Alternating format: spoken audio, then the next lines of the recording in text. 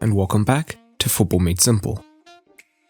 We're back with the tactical analysis as Solskjaer's men hosted Marcelo Bielsa's Leeds in the Premier League.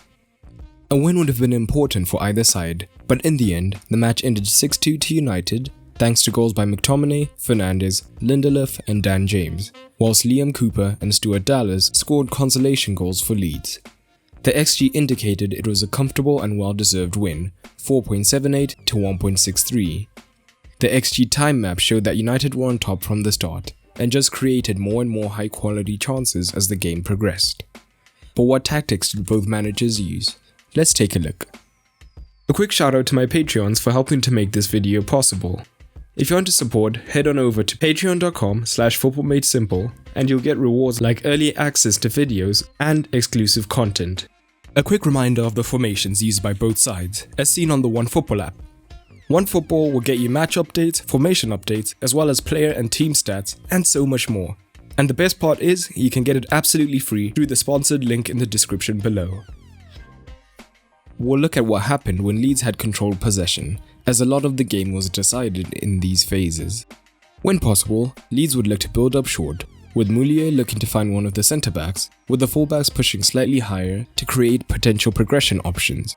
And United was strategic with their pressing in Leeds' first phase, rarely looking to win it here and instead sitting in a mid-block 4-2-3-1.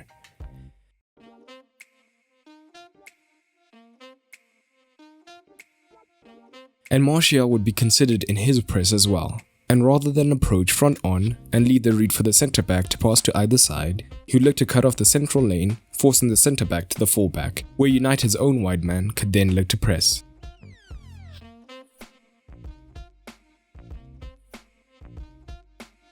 But let's concentrate on the midfield threes, as this is where this game was initially won and lost. It was a perfectly balanced 3 versus 3 that could easily line up to be a man versus man battle. But as always, Leeds' midfield was only a 3 on paper, with the free 8 in Klich and Rodrigo to start off with, pushing high to begin with, and often tracked deeper by United's double pivot. Let's first assess what this looked like when it worked for Leeds. Bamford is quite comfortable dropping into midfield to cause an overload versus the double pivot at times. And with the United pivots concerned with their own men, we could see a channel open up for him to drop and receive the ball. At the same time, Klich and Moreno would have the run on their markers and could receive the ball when Bamford knocked it back behind the midfield line and then look to run onto goal.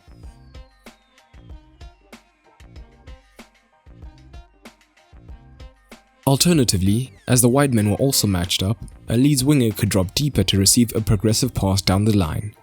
Both Shaw and Bissaka could be aggressive in looking to deal with their men, and as a result, would leave space deeper in the wider regions. We would then often see one of the free 8s make the run into the wide region to receive the ball here. And if unmarked, they could look to deliver the ball into the box, with the far side winger arriving at the front post for the overload. And this did lead to some dangerous positions.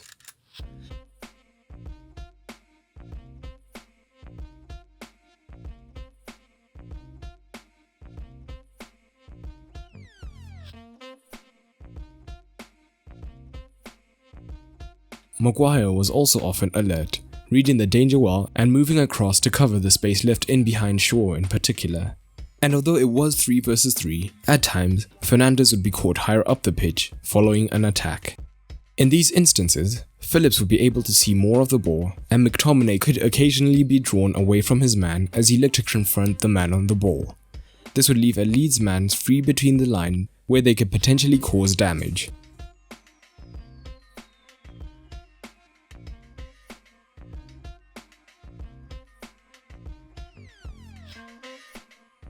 In fact, we see shades of this in Leeds' second goal. We see Harrison tuck in and play the long ball into Rafinha, and initially it looks as though McTominay has his man. But Dallas easily gets away from him into this pocket of space. He receives the knockdown free between the lines and finishes well. But generally, Bielsa's midfield got the balance wrong. The free 8s were keen to drive forward throughout the match and pushed high early to receive any potential knockdowns.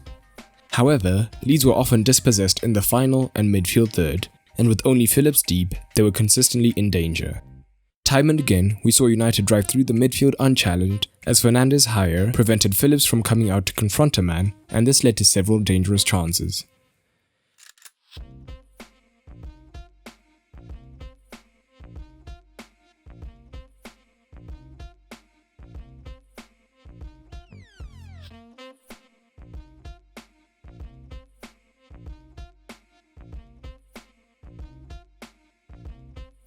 This could also be exacerbated by Martial, who loved to drop deeper into the midfield to cause the overload as well.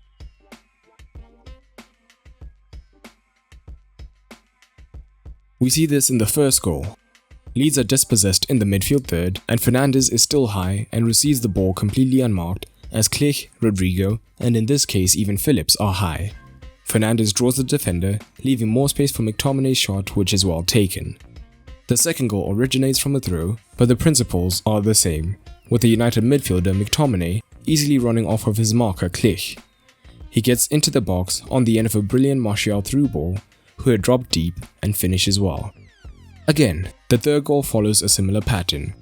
Rodrigo is in midfield, with Klich ahead of him, and we see Fernandes is tracked by Phillips, with Martial happy to drop deeper to be the extra man in midfield. Fernandes draws Phillips away, freeing space for Fred to attack whilst Klich is still high. Fred runs through unchallenged and plays it into Martial, with Bruno picking up the scraps well and finishing. And again, Leeds face a similar problem when conceding their fifth. Having been in a good attacking position, the ball then finds Wan-Bissaka, who releases McTominay in the central midfield area. We see that the defense has no cover at all ahead of it, and McTominay eventually turns back in, where Leeds look to have recovered, but James gets on the end of his pass and he finishes well between Moulier's legs. And in most matches, Leeds live and die by their free 8, as they are able to get into dangerous zones often as explained. But on days like today, it leaves their defense horribly exposed. We did see Bielsa try to adapt by bringing in the more defensively astute Struijk into the defensive midfield zone, and pushing Dallas, who has good work rate, into the free 8 role. Surprisingly though, on the defensive end of things, this didn't make much difference. And overall, a false start meant that the result was never really in doubt. Leeds still consistently got into good positions, however, which will offer encouragement for Bielsa and his men. And a good win for Solskjaer, whose men could well and truly get themselves in the title race if they win their game in hand. But what did you make of this match, and both managers' tactics? Drop it down in the comments below. As always, a big shout out to my current Patreons, including Diallo Ibrahim and Elias, who recently joined the Ultra tier. But that's all for today, and remember, keep it simple.